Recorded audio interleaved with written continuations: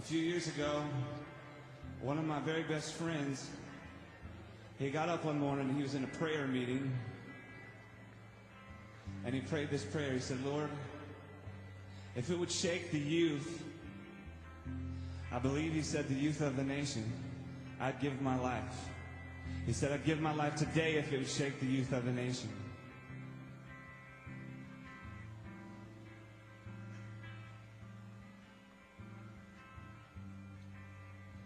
And he died that night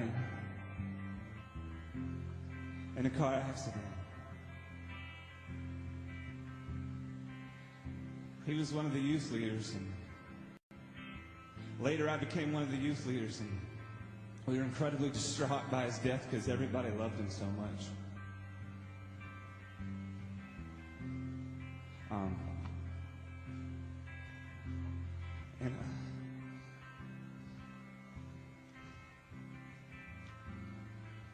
But at the same time, we knew he offered a precious sacrifice for something we believed in. We believed that a movement was going to rise from his death.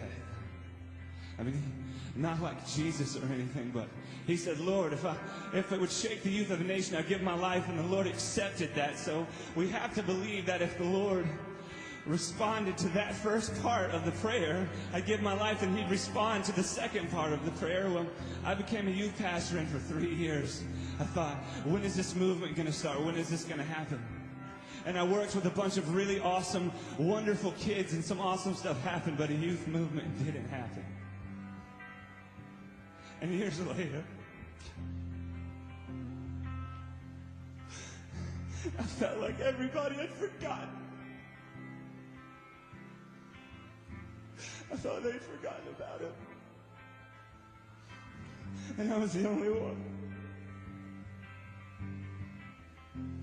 I thought, Lord, what's the deal? 3 years and nothing from this death. He was my best friend, Lord.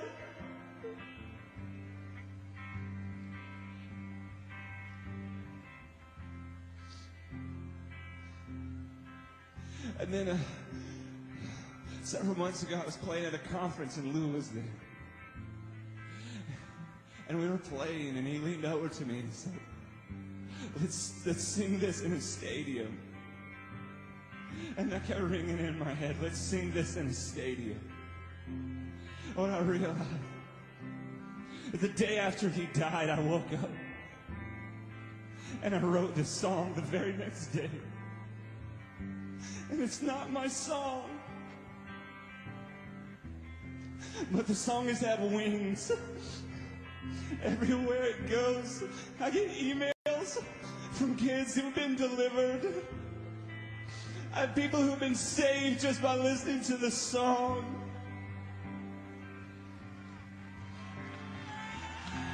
And if this song, this has nothing to do with me. Maybe I am arrogant, but I'm not arrogant in this. Is that I truly believe that this song is in some way a fulfillment to his prophecy, Lord. If you would shake the youth of the nation, I'd give my life. So he died, and out of his death I wrote this song. It's not even a worship song. It's a story about a guy named Stephen who meets the Lord for the first time after he's died. But I sing it like a worship song, because I believe this song is going to shake the youth of the nation.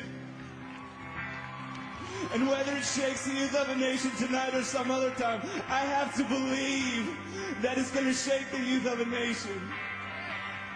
So would you sing it with me to the Lord, but also as intercession for the lost and the broken who need to know the true, real, deep love that only Jesus has to offer.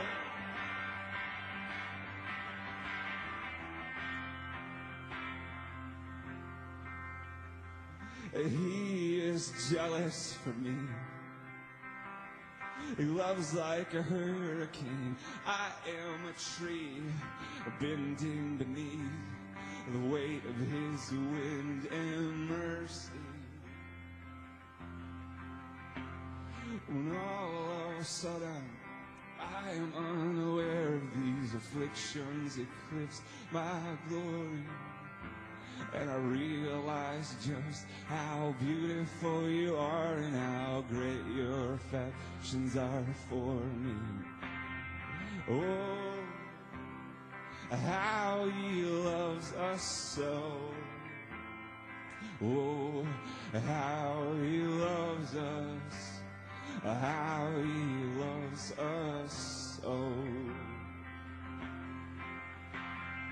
Oh, how he loves us so. Oh, how he loves us. How he loves us so.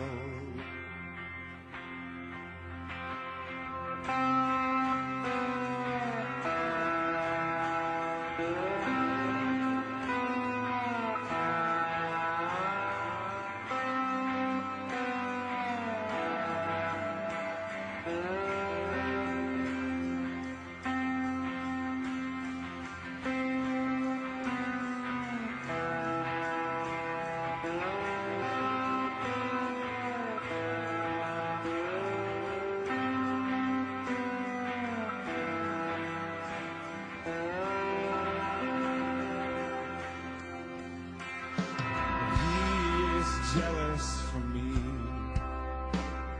love's like a hurricane. I am a tree bending beneath the weight of his wind and mercy. When all of a sudden I am unaware of these afflictions eclipsed by glory, and I realize just how beautiful you are and how great your affections are for me. Oh, how he loves us so. Oh, how he loves us. How he loves us so. Oh, how he loves us so. Oh, how he loves us. How he loves us so.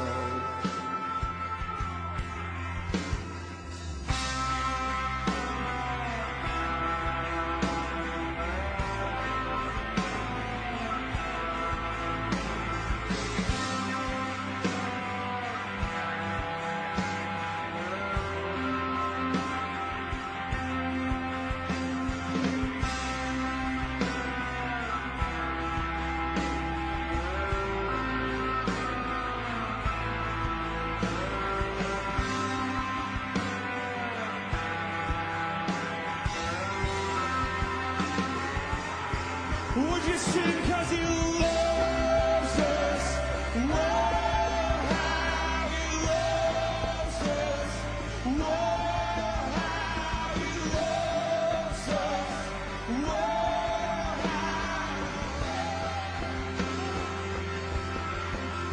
yeah, he loves us. He loves us. Yeah, he loves us.